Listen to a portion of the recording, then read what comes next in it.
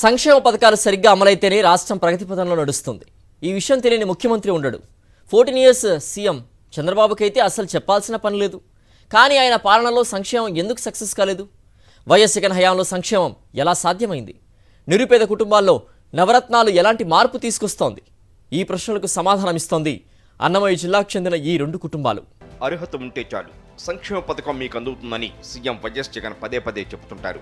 ఆ మాట నిజమని ఈ కుటుంబాలు చెబుతున్నాయి. ఆయన చేసినటువంటి సహాయము మా జన్మలో మర్చిపోలేని పథకాలు, ఆయన ఇచ్చినటువంటి సలహాలు, ఆయన చెప్పినటువంటి మాటలు అన్నీ నిలబెట్టుకొని మాలాంటి బీసీ వడ్డీ రంగం వాళ్ళకు చాలా సహాయం చేసి మా బిడ్డలు చదివించేంత స్తోమత కలిగించినందుకు ఆయనకు చాలా వందనాలు.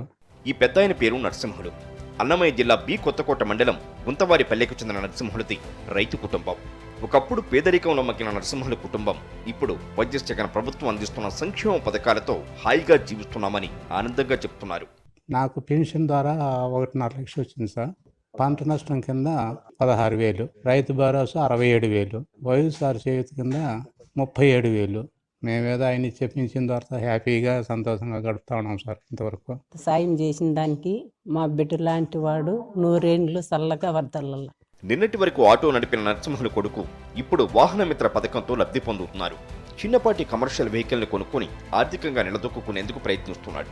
తన పిల్లలు ఉన్నత విద్యావంతులయ్యారంటే అందుకు కారణం జగనన్న విద్యా దీవెన, అమ్మఒడే కారణమంటున్నారు నరసింహుల కొడుకు రవీంద్ర. పెద్ద కొడుకు బీటెక్ అయిపోయింది. ఇప్పుడు మిడ్స్లో అయిపోయి ప్రాజెక్ట్ వర్క్ కింద జపాన్కి 3 months వెళ్ళారు. రెండో కొడుకు విశ్వం కాలేజీలో డిగ్రీ 2nd year చేస్తున్నారు. ఇటువంటి సహాయము ఈ క్యాస్ట్ ఫీలింగ్ లేకుండా, ఏ ఇబ్బందులు లేకుండా, ఏ రాజకీయ ఒత్తిళ్ళు లేకుండా చేసిన మన జగనన్న సార్కు నా హృదయపూర్వక ధన్యవాదాలు. ఇలాంటి గాథే బోనాసి జానుబాబుది కూడా. మదనపల్లికు చెందిన జానుబాబు ఓ చర్చిలో ఫాదర్గా పనిచేస్తుంటారు. వయసు మళ్లిన తల్లి, చేతికొచ్చిన పిల్లలకు చదువు చెప్పించలేని పరిస్థితిలో ఉన్న జానుబాబుకు నవరత్నాలు జీవితంలో వెలుగులు నింపాయి. పెద్ద కొడుకు విలియం బాబు బీటెక్ పూర్తి చేసి విదేశీ విద్యా దీవెన ద్వారా ఆస్ట్రేలియాలో ఉన్నత చదువులు చదువుకుంటున్నాడు. బాబు బీటెక్ అయిపోయిన తర్వాత విదేశ విద్యా దీవెన అని దరఖాస్తు చేసుకున్నప్పుడు ఆస్ట్రేలియాలో చక్కగా చదువుకోవడానికి యూనివర్సిటీలో, మొనాస్ యూనివర్సిటీ అని ఆస్ట్రేలియాలో 53 లక్షలు ప్రభుత్వం మంజూరు చేసింది.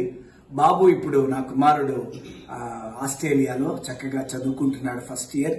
మరి వారికి నాకు ఆ స్తోమత లేదు, కానీ చాలా ఇబ్బంది పడే వాళ్ళము. ఆశ ఉండేది, కోరుకుండేది, నా కొడుకు కూడా వెళ్లి బయట చదవాలా అని చక్కని ఆలోచన ఉండేది, కానీ నా వల్ల అయ్యేది కాదు.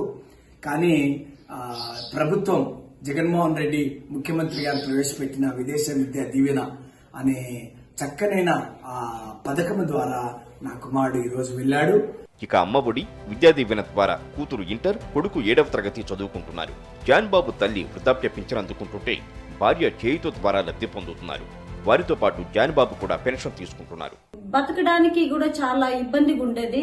అయితే అనేక పథకాల ద్వారా ఈ విధంగా జగనన్న పెట్టి మమ్మల్ని, మా కుమారుడి విషయంలో అయితే అన్ని విధాలా మాకు ఆదుకుంటూ మాకెంతగానో హెల్ప్ చేస్తున్న జగనన్నకి, వైఎస్ఆర్సీపీ కాంగ్రెస్ ప్రభుత్వానికి మేము మా జీవితాంతం రుణపడి ఉంటామని మనం చేస్తున్నాం.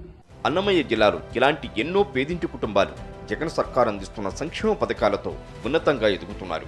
ఈ ఆశయంతో వైఎస్ జగన్ సంక్షేమ పథకాలను అమలు చేస్తున్నారు. ఆ దిశగా రాష్ట్రం ప్రగతి పథంలో ముందుకు సాగుతోంది.